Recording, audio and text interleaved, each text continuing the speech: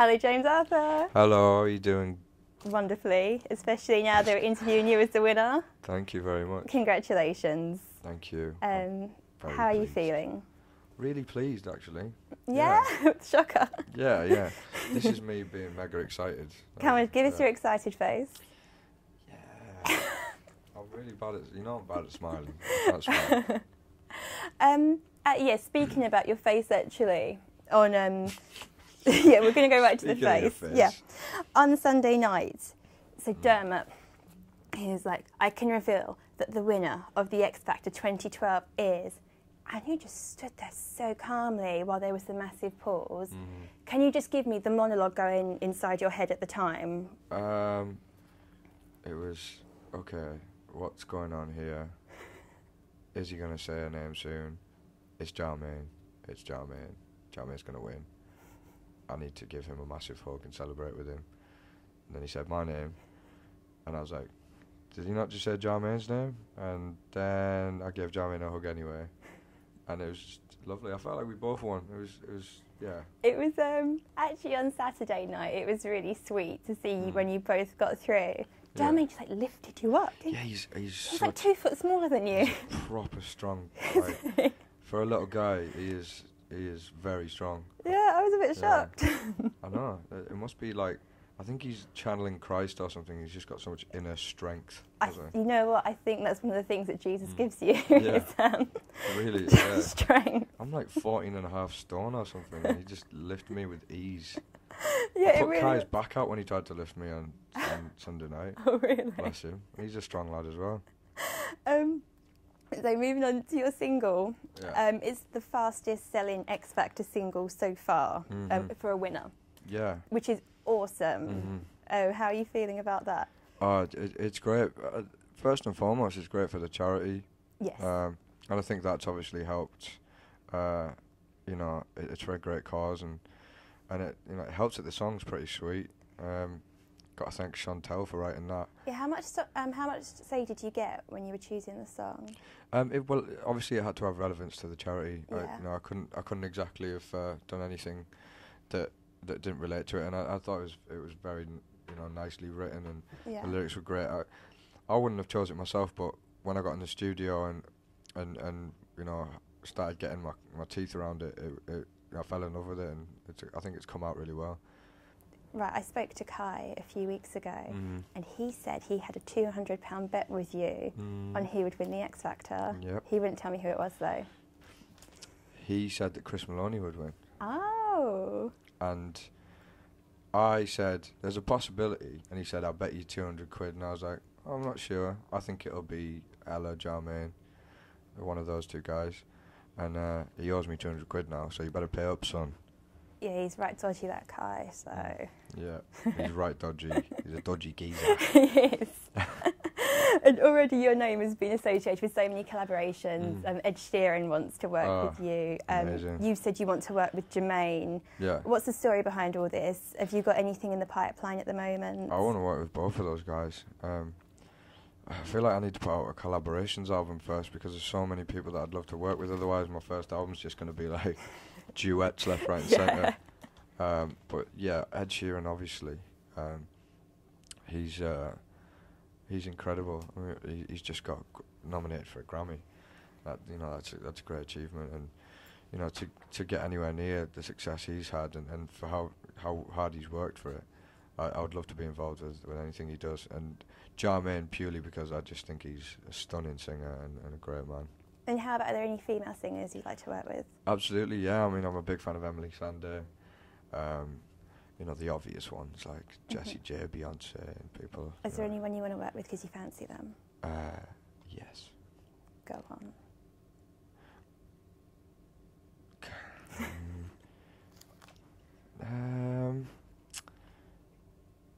Talisa. I'd like, well, for both reasons, Talisa and Nicole. I'd love to do tunes with those two, because they're both mega hot for a start. So I always enjoy being around them, and then they're both supremely talented. But yeah, no, there's a lot of people I'd want to work with. You've mentioned you'd like to write some songs for One Direction as well. I've already written songs that I want to give them. Right. Okay. Can you give us a few lines or tell us what those songs might sound like? I don't want to give too much away, but I've got a few songs that I wrote a couple of years ago that I think would really suit them. And if they wanted them, I'd be honoured for them to take them. Are they upbeat songs or ballads? You can do anything with them, really. Melodically, they're hooky and the lyrics are great, and you can change the tempo. There's a lot of scope in them, so they could do what they wanted with it. But lyrically and melodically and the structure of them, I think, would work for where they're at in their careers right now. That's very exciting. So, James, you've been spotted out with lots of hot ladies coming out of Mahiki, lots of booby ladies and lots of lipstick on your face. But have you yet tried your luck with the ultimate hot lady, Nicole Scherzinger? No. Can we just put this womaniser tag to bed? Right, come on then, it's time. First of all, I've been out like twice since being on the X Factor. And a couple of nice young ladies have asked if they can have either a kiss on the lips, just out of celebration because they appreciate me and what I do, and I'm polite, and then the cameras all start snapping. But I'm a gentleman. I'm not just out to have naughty relations with girls. I have 4 sisters, so I would never treat women with disrespect. Well, one of them said that you were a good kisser. Yeah, so she said a few things that aren't true, but the kissing thing's true. Well, that was nice. Yeah, it was very nice. It's good to have that out thank you. And who is your ideal kind of girl? What does she look like? I'll tell you what, I would love to find another Nicole somewhere. Yeah, because she's got it all and she's wacky. I would love to find someone creative. But yeah, in terms of you asking if I tried it on with Nicole, she goes, I would lose Hamilton. How on earth could I ever compete with that?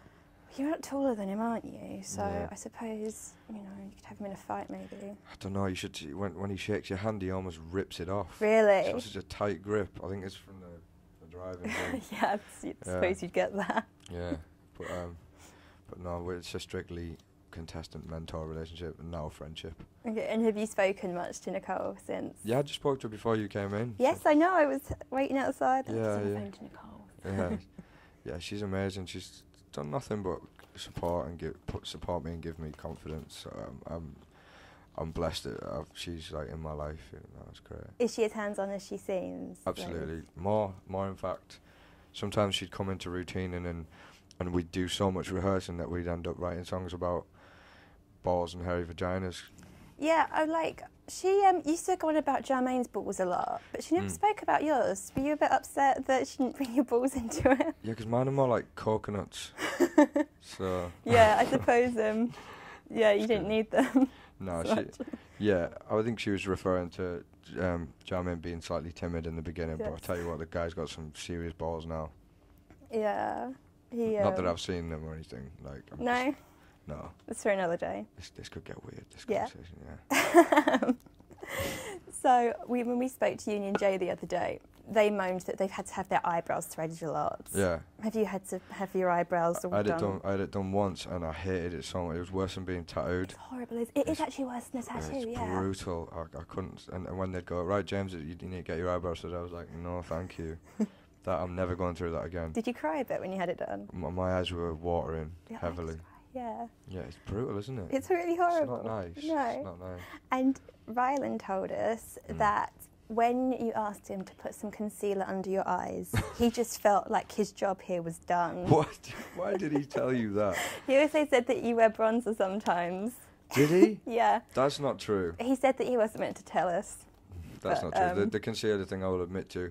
I got up one morning and we had to do interviews and I looked like something out of the Night of the Living Dead and he said, and I turned to him and I went, Rylan, can you make me look alive, please? And he was like, James, this is the turning point. You've changed, man. So I was like, well, I'm sick of looking awful on TV. I'm just sick of it. So he put a bit down. But bronzer, no, I draw the line at bronzer. Really? Oh, look at me. I'm like pale. I've noticed you don't have a name for your fans yet. Yeah. Are you going to do that? Are you going to come up with... Well, they call themselves the Jarmy. Oh. Yeah. I mean, I never picked on them, but it's kind of clever because the J and it's like an army, I guess. Yeah. I would have liked something a bit more creative. Maybe we can work on that. Well, I was thinking, I mean, I'm just throwing this out there, no pressure. Go for it's a it. little bit of pressure. Yeah. The Jarthurans, because we like to call you Jarthur in the office. That's our nickname for you. Or, and this is a bit regal. Okay. Knights of the Round Table. Oh. Because you're like Arthur, like. That's beautiful. It is, isn't Let's it? try and get that. Let's try and get that trending. I want that one. Okay. Knights cool. of the Round Table. Yeah. That would make and my the life. Round Table could be a metaphor for the globe. Yes. And I could take over the world and be King Arthur It's all coming of the universe. You just have to remember that SugarScape. You broke it. Yeah, we made you king of the universe. You made me king of the universe. That's your headline right there. Yeah, there it is. Job here's done. And finally, you said you want to get your album out quite quickly. Yes. What's it going to sound like? You must have so many ideas for it. It's probably going to sound like a mixture of the miseducation of Lauryn Hill and my own genre that's going to be so diverse. It's going to be full of hip hop, R&B, rock. We might even throw some dubstep in there because it went down so well on the show. Yeah. It's all going to be self-penned. I'm going to collaborate with the right people and be heavily involved in the production side of things, and I think people will enjoy it because I'll be writing about honest, real life things, and I'll be trying to relate to people and reach out to them. Would Louis Walsh say, James, you've made that your own? He'd say, you're the next big boy band. Yeah. I mean, he's said that I'm a real artist a few times, hasn't he? And I appreciate that, and hopefully that's what I'll be. Yes, yeah, definitely. And Simon, has he had much to say to you so far? I spoke to him on the phone for the first time today, and I had shivers. Yeah. It was like, what? I'm talking to the music mogul himself. Hi, it's Simon. It was incredible. Did you put on a different phone voice for him? Yeah, I was like, hello, sir. How are you doing? It was a little bit humbling to speak to Simon Cowell. I mean, got a lot of respect for the man. Well, James, we're so thrilled that you're the winner. We made it pretty clear all along that we wanted you to go far. You did back me, thank you very much. Yeah, congratulations, and I'm sure we'll be seeing loads more of you. Thank you, lovely. It's always a pleasure. Thank you. Take care.